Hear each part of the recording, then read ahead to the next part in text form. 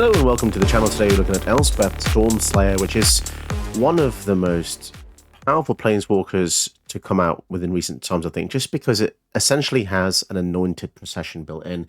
And a planeswalker with something that has a doubling effect built in is just kind of ludicrous. So the deck in its entirety is basically trying to just abuse that. So we're going to make as many tokens as possible, and whenever tokens are made, we want to boost them as much as possible. So also flying of the tree effects, you know, any kind of anthems, interesting effects like Dollmaker Shop. Whenever a non-toy attacks, you get a toy, and then creatures you control get base power toughness equal to the number of creatures you control. So this can become pretty crazy. Cathal's Crusade similarly as well, just absolute ludicrous. 2 creatures come in, all creatures get +2/+2 counters. Virtue of Loyalty puts counters on each of your creatures on end step. So you get the picture. There's loads of these things going on. It's trying to be as competitive as possible. Our high end is just cards that essentially just want us to win the game. And then, you know, ending on something like Elish Norn or Overlord of the Mismors is going to be really wonderful. We've also got the big Elspeth. I think one of the coolest little bits of tech in here is Ashnod's Altar. Sacking a creature, add 2. Do not underestimate how powerful this is. If you want to play 2-3 spells in a turn, playing something like Ashnod's Altar is going to really enable that, because just remember, Elspeth gives you 2/1/1s every time she activates, as long as she survives when it resolves, the ability resolves. So Ashnod's Altar immediately just gives you 4 mana to play whatever else you have. And there's a lot of other things in the deck that you want to synergize with Elspeth, like for instance playing a Mondrak to get even more doubling of tokens. So yeah, it's pretty fun. Hope you guys enjoy this video. I just wanted to say before the gameplay starts as well, my channel has been going on for 3-4 years now, been a while. So if you have any feedback on how I can improve the channel, that'd be fantastic. Channel views are just nowhere near they used to be, and I don't know really how to rectify that. I've tried so many different techniques, and it's just sad to see. You know, I'm always trying to bring people up-to-date content, 3 videos a week most of the time, and it's very difficult to have this positive mentality when it's diminishing returns, honestly. And YouTube doesn't pay very well at all. I've said that multiple times before, and it's just a real shame that I have to break my back to really bring these videos out for very little reward, especially I've got 2 kids, family, job, you know, a normal job is on top of this. Making 3 videos a week is quite a lot, and I don't really want to do less because I feel like, I don't know, probably because my OCD, whatever, doesn't want me to stop doing it, and I really want to continue. So if you could just tell me what it is I could do to make you watch videos more. And this isn't me asking why the channel's not doing well, because a part of me knows it's because historic Brawl has changed a lot over the years. When I first started the channel, the views were double what I had now, and back then I just used to think, oh, things can only get better, right? But in fact, things have only really gotten worse, and that's quite a sad story for me to have to say, bring you fun videos. And most people won't even watch this part. People just skip the gameplay, which is really sad. Yeah, I don't really want to waffle on too much about it, but yeah, I want to bring you the content you want to watch. That's the main reason I'm asking you this, and yeah, need your help, because there's no point in me just making random stabs in the dark if no one's going to watch them. And there's all sorts of strange things going on, like people getting unsubbed from the channel, or people just not seeing my videos being released, and a lot of different factors, and it's a shame. But hope you enjoyed today's video. I make videos with the intent of people enjoying them, and I provide face cam, which is something that a lot of people don't do or even provide in the correct way. I feel like if you're not filling the air with something, your face cam is kind of useless, and you know, it takes social power to do this after a long day at work or whatever. And there's a lot of different factors. Some channels I've seen don't have any voice work at all, no narration at all, and I wonder how they do so well. It's just I just don't know how to explain it, and I think my channel does bring a lot of worth to the community. I try and teach people where I can, show people new cool techniques, but if it's just going to be sweaty people waiting for tier 0, tier 1 decks, yeah, I don't know. I don't know how many videos I can do of Nicol Bolas, Golos, and Kinnan. It's just not a sustainable thing, and that's where the problem lies. I can't just keep doing the strongest commanders, because you just run out unless you want to see me do 500 Golos videos. But anyway, let's get into the gameplay. Hope you enjoy this one. It's fun. This is a fun video. I wonder if this is the combo build. We'll find out very soon. There's normally 2 types of Illuna deck.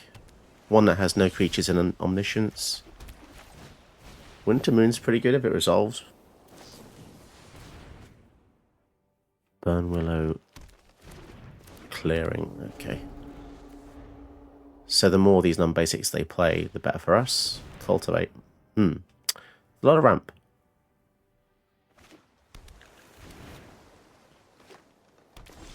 Mostly it's just ramp.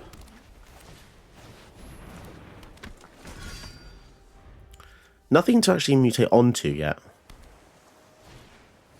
Thrun. Okay, so there are creatures.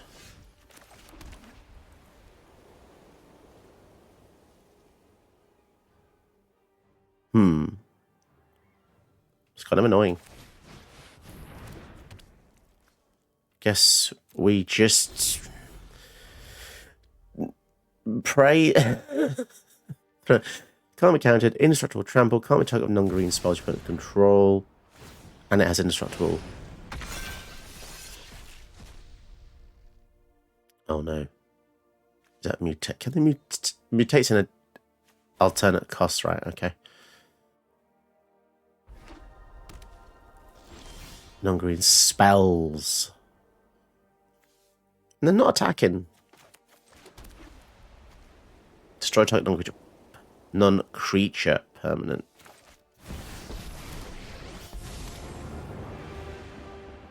Do not despair. Together we will win. Spells or abilities from non-green. Okay. That's annoying. More heroes for the cause.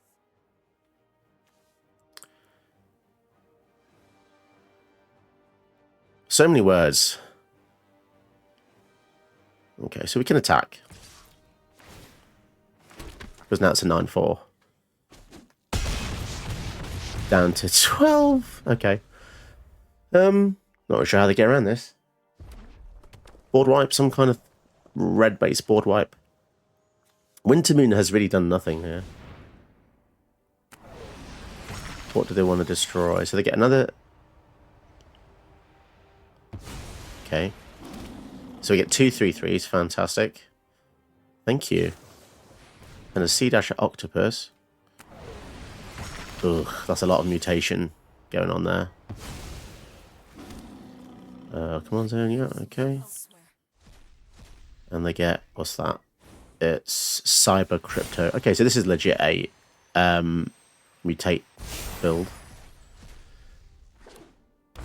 Ancient Bronze Dragon. Jesus Christ. That's a lot of stuff. Monster Mentor.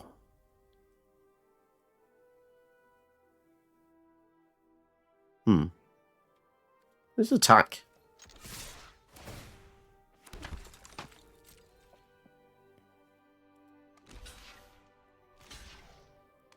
Okay. Sure.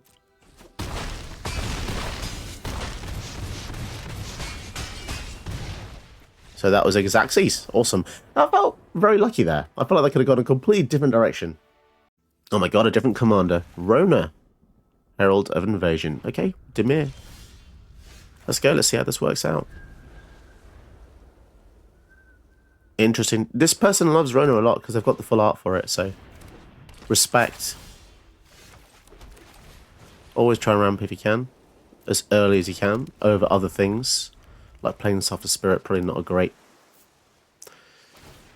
choice here. Although Elspeth, once you've got like, I don't know, 10, 20 guys, he can protect the whole lot. That's pretty good. Okay, so they just didn't really do much there, did they? Reanimator?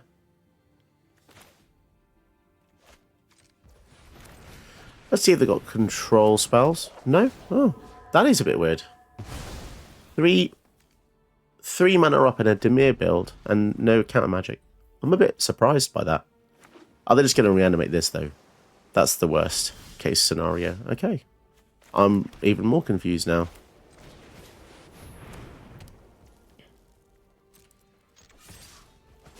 What is going on here, guys? What is going on? How bizarre. Just a Dimir person playing out their absolutely awesome lands. Okay. Are they just trying to counter the Elspeth or something? I don't know. Fetch. What are you going to do? Instant speed reanimate? How possible is that? Probably not very. Okay, they like their top card. Swing in. Play the Sentinel. So the Salted Spirit's going to be great if they do decide to board wipe. Unless they use a minus effect. Which means the whole team is just dead. Mutilate style effects. Mystery's Village, very good. Languish. Damn it. Okay. Yeah, that's a shame. I called it as well.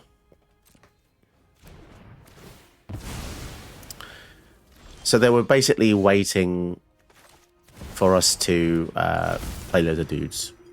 Fair enough. Grand Abolisher. Let's go for Adeline as well. If they have another board wipe, that's going to be quite sad. Probably quite likely. Maybe that's why they didn't bother countering stuff early on, because they knew they had the Languish. But then, I don't know. If they don't do anything here, then in our turn they can't do shit, because Grand Abolisher says so. Looks like an absolute PIMP. Also, tying a guy to a cactus is pretty rough. Like, that's going to be an absolute pain in the ass. I think Adeline is slightly better here just to keep alive. We'll resolve this. We can kill the Shieldred here. I always forget she has this bottom ability that just destroys something. Pretty awesome. The fact that Adeline makes 2/2s now is ridiculous as well. 5/5 that makes 2/2s with a wedding festivity. All because these guys were invited to a wedding. The impetus they got from that. Fixes command. Blows everything up pretty much. Okay, fair enough. Let's make some more dudes. Join the fight. And a Flowering in the White Tree. And we also have the mana tithe up, which could be quite good. Let's see if they have another way to defend themselves. They've not quit yet, which means there might be a chance they can survive. Overloaded Rift. Bond of Revival. So that's the thing they had with the haste. It does exist, but it's not instant speed. So they're just going to attack in and kill the Elspeth. Well, that's interesting. They've got 2 mana here to do something else, but they just quit. Okay, fair enough. Alright, let's go. We've got some Rampage. Let's ramp. Looks like they're going to go for some kind of a mill-based deck. With Narset with an ever-changing face. I swear there's like 8 different Narsets. Every single one looks different. I'm not really sure on the logic of that. Like, I get it. Each artist has their own interpretation. It's just weird. What's weirder is the first few iterations of Narset. She kind of all looked the same. And now she looks completely different. And I'm not even talking about the fact she's Asian. That's cool. She's Tibetan or whatever. She still looks Asian here. But it's different. It's just a different face, you know? Chandra as well has had some very unusual kind of iterations. Most versions of Chandra are Caucasian, and then they retconned her to be her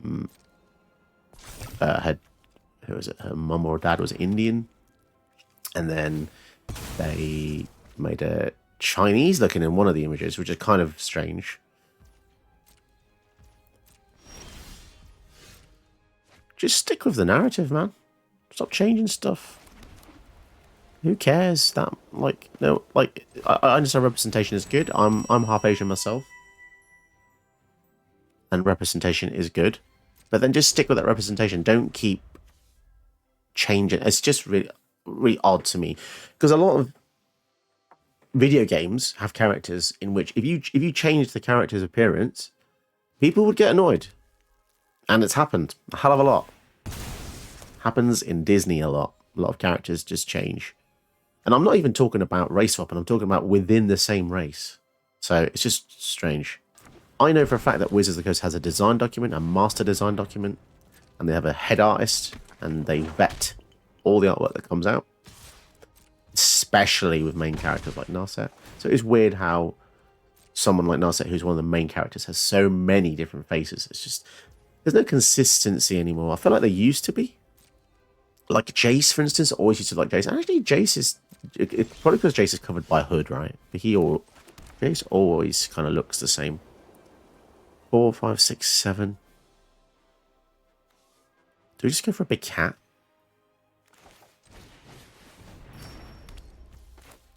And then we can protect it with Brave the Elements. It's kind of cool. That's a pretty big hit, isn't it? Playing one card that gives you 3 creatures. It's kind of awesome. Faithless Looting. So am I scared of Narset? I don't really know. Not with what they currently have out, I don't think. Yes, they can draw loads of cards, but they've already got lots of cards in their hand. Mox Amber, okay. I'm actually more scared of the Mercurial Spell Dancer because it's going to copy a spell. Whenever it does combat damage for play, you can remove 2 oil counters. If you do copy, when you cast an instant or spell this turn, copy the spell, you choose new targets. Okay, that can be crazy with extra turn spells.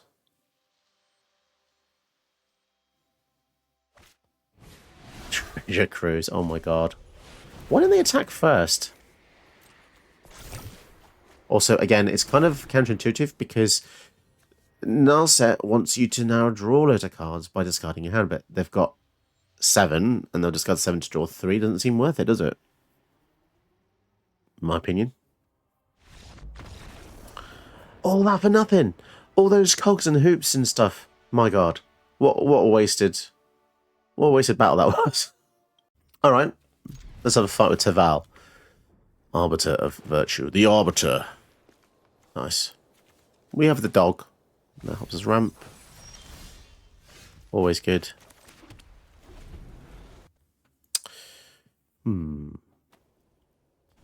Any mana dork is going to get sworded or plowshared.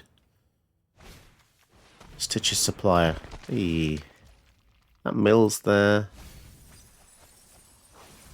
Graveyard. I don't really want to swords that. That doesn't feel very fun doing that one. Yeah, I'm going to save my removal. I mean, it might be worth it because I don't know. Maybe they have a sacrifice effect that can utilize a body here. Growth Spiral. So much mana. But then wouldn't we rather just use this on the Teval? I feel like that would be far better use of our time. Wedding announcement. Let's go for the wedding announcement. Well, I think we can slow roll a bit here. We're not actually under much pressure. Especially given that we have 2 removal spells for this big 6/6 lifelink. When it enters, each player mills 3, then each player discards a card. Okay. That's annoying. We'll get rid of the Siege Veteran, I think. Not too bothered about that. Losing the Farewell was a huge hit for them. Because we can't exile the graveyard now, and that would have been great, to be honest. Search for a Canter. That's going to be very, very irritating. Okay, we'll let that one go through. God damn it. Search for a Canter is going to flip now. Because I've got 9 cards in the graveyard.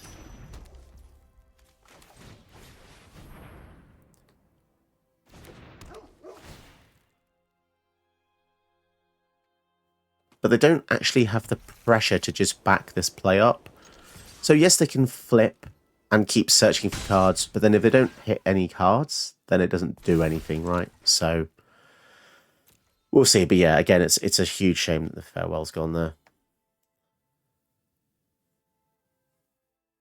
What are they going to do for 0 mana exactly? Noxious Revival to put Grim Tutor on top. Interesting. Grim Tutor. Well, that's not good. If they get Emergent Ultimatum or something. Or whatever the Salto one is. Yeah, we'll let that sit there. So do they just win in their turn then? I don't know. Or do they just get counterspell? It's hard to say. They're only at 11 life.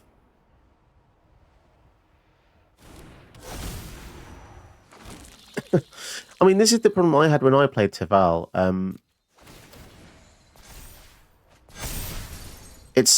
It looks like you're safe behind this guy, doesn't it? And yes, you can gain 6 life now and then, but then if you've got big spells in your hand, you can't really do much else when it enters.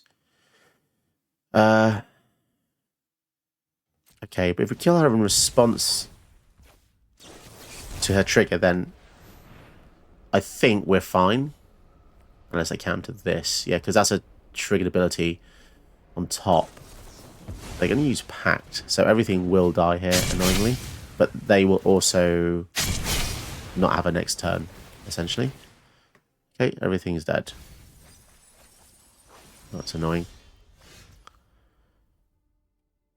So they're at 11. I think we can go for Elspeth here. And kill the Massacre Girl. So the issue with the Pact is, it is a good play to have done that, but now they basically skip a turn. Because they only have 6 mana. And that's going to put us ahead incredibly here. Especially given that we have multiple ways to draw cards. More heroes for the cause. Blimey, that's crazy. Yeah, we'll play the Monastery Mentor as well. Pass to them.